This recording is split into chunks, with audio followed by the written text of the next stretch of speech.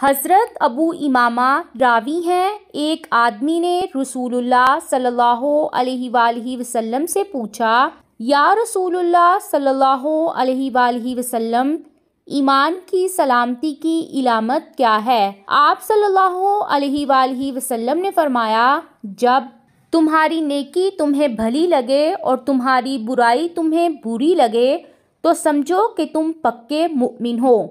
پھر اس آدمی نے پوچھا، یا رسول اللہ، گناہ کی علامت کیا ہے؟ نبی کریم صلی اللہ علیہ وآلہ وسلم نے فرمایا، جب کوئی بات تمہارے دل میں کھٹک اور تردد پیدا کرے تو سمجھو کہ وہ گناہ ہے، لہٰذا اس کو چھوڑ دو۔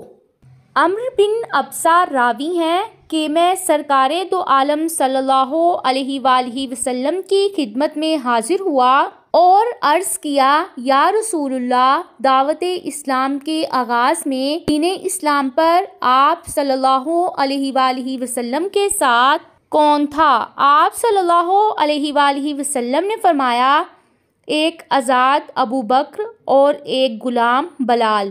میں نے عرض کیا، اسلام کی علامت کیا ہے؟ فرمایا، پاکیزہ کلامی اور مساکین کو کھانا کھلانا۔ میں نے عرض کیا، ایمان کی باتیں کیا ہے؟ فرمایا، صبر اور سخاوت۔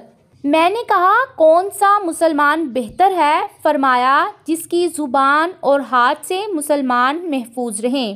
میں نے کہا، ایمان میں بہتر چیز کیا ہے؟ فرمایا، یہ کہ تم اس چیز کو چھوڑ دو جس سے تمہارا پروردگار ناخوش ہوتا ہے۔ میں نے کہا، جہاد میں افضل کون ہے؟ فرمایا، وہ آدمی افضل ہے جس کا گھوڑا مارا جائے اور وہ خود بھی شہید ہو جائے۔